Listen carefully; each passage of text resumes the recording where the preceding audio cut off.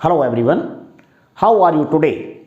Welcome back to my class Sukhdev Patsaria Chemistry Classes Gwalior for G, NEET and Board Exam Preparation। आज के इस lecture में मैं जी mains 2019 का MCQ number 9 discuss करने वाला हूँ। ये सीरीज आपकी नोमेनक्लेचर से रिलेटेड है। जब तक ये सारे क्वेश्चन फिनिश नहीं हो जाते हैं हम इसी सीरीज को आगे बढ़ाएंगे। यानी आपको जैसा मैं पहले बता चुका हूँ 30 इयर्स के कंप्लीट जी मेंस के क्वेश्चन मैं पहले सॉल्व करा रहा हूँ। ऐसे जी एडवांस की अलग सीरीज चलेगी और नीट की अलग सीरीज चलेगी। अभी आप जी मेंस के क्वेश्चन को सॉल्व करिए। 30 ईयर के क्वेश्चन सॉल्व करने के बाद मेरे अंदाज में कुछ भी कॉन्सेप्ट नहीं बचता है और आपको एग्जाम में बेहद फायदा होगा। सुन लीजिए एक बार क्वेश्चन को। The IUPAC name of the following compound is, ये नेम दिया गया है, इसका आपको नोमेनक्लेचर करना है, IUPAC नेम बनाना है। इस IUPAC नेम में क्या खासियत है? ये एलिफेटिक कंपाउंड है और इसमें एक से ज़्यादा फंक्शनल ग्रुप अटैच हैं। एक तो COOH और दूसरा OH। जब एक से ज़्यादा फंक्शनल ग्रुप किसी कंपाउंड में अटैच होते हैं तो इसमें फंक्शनल ग्रुप का प्रायोरिटी ऑर्डर हमें याद होना चाहिए। इसके प्रीवियस लेक्चर में मैंने आपको प्रायोरिटी ऑर्डर की कंप्लीट लिस्ट बताई थी, उसकी लिंक मैं आपको डिस्क्रिप्शन बॉक्स में दे दूंगा। आप उसे अगर भूल गए हैं तो दोबारा से देख लीजिए। यहाँ पर मैं आपको बता दूं, यहाँ पर और कोई चीज़ इंपॉर्टेंट नहीं है, केवल प्रायोरिटी ऑर्डर इंपॉर्टेंट है और इसके बारे में मैं आपको बताता जाऊंगा। सबसे पहले क्या करना है, अगर इस प्रकार का कोई IUPAC नाम आपके सामने है तो सबसे पहले आप लॉन्गेस्ट चेन सेलेक्ट कर लीजिए। तो लॉन्गेस्ट चेन में सबसे ज़्यादा कार्बन एटम जिसमें हो उसको लॉन्गेस्ट चेन में शामिल किया जाता है। साथ में इसमें कार्बन कंटेनिंग फंक्शनल ग्रुप है तो कार्बन कंटेनिंग फंक्शनल ग्रुप आपके चेन के अंदर आना चाहिए। तो देखिए ये लॉन्गेस्ट चेन है,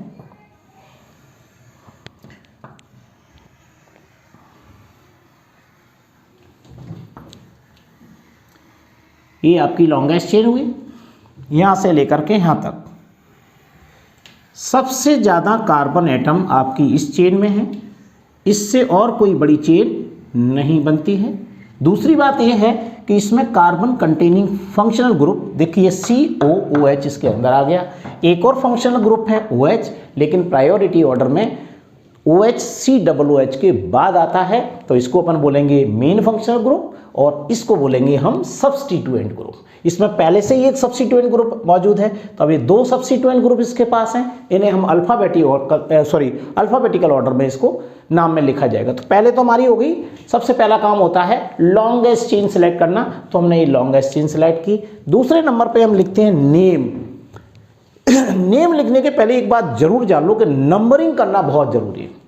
नंबरिंग कहाँ से करते हैं इसका भी एक प्रायोरिटी ऑर्डर है जो मैं रूल्स में सिखाया था, यहाँ फिर जान लो। जहाँ से carbon containing functional group available हो हम नंबरिंग वहाँ से ही करते हैं। तो देखिए ये नंबर इसको 1 देंगे, 1 2 3 4 एंड 5, ये हमारी नंबरिंग हो गई। उसके बाद हम नेम लिखते हैं। नेम सबसे पहले सब्स्टिट्यूएंट ग्रुप का लिखा जाता है, जैसा कि मैंने आपको प्रीवियस लेक्चर में सिखाया था। और इसमें दो सब्स्टिट्यूएंट ग्रुप है, मिथाइल एंड OH, यानी फंक्शनल ग्रुप यहाँ क्या मान लिया गया है, यहाँ पर सब्स्टिट्यूएंट ग्रुप मान लिया गया है।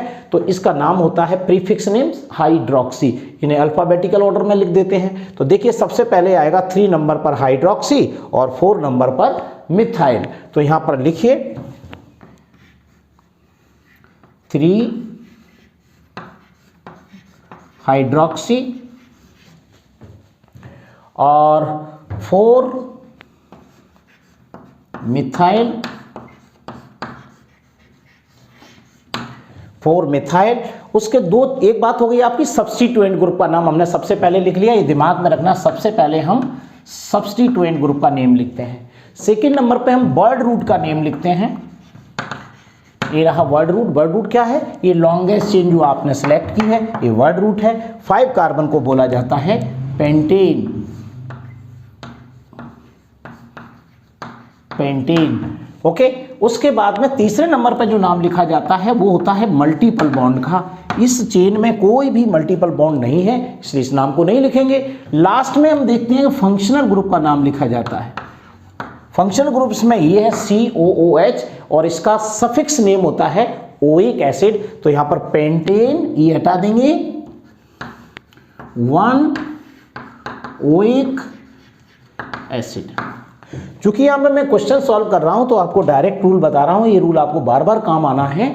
तो ये रूल आपको नेमिंग में यूज करना है, substituent group, word root, multiple bond and functional group. एक चीज और याद रखिए, सब्स्टिट्यूएंट ग्रुप का हमेशा प्रीफिक्स नेम लिखा जाता है, वर्ड रूट को एल्क के फॉर्म में लिखा जाता है। जैसे पेंट, मैंने पेंटेन लिखा है, सिंगल बॉन्ड था, डबल बॉन्ड होता तो पेंटीन, ट्रिपल बॉन्ड होता तो पेंटाइन।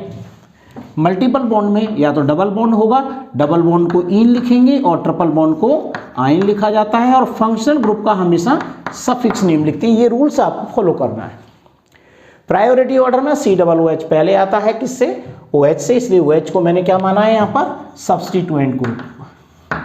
CH3 क्या है यहाँ पर? Substituent group.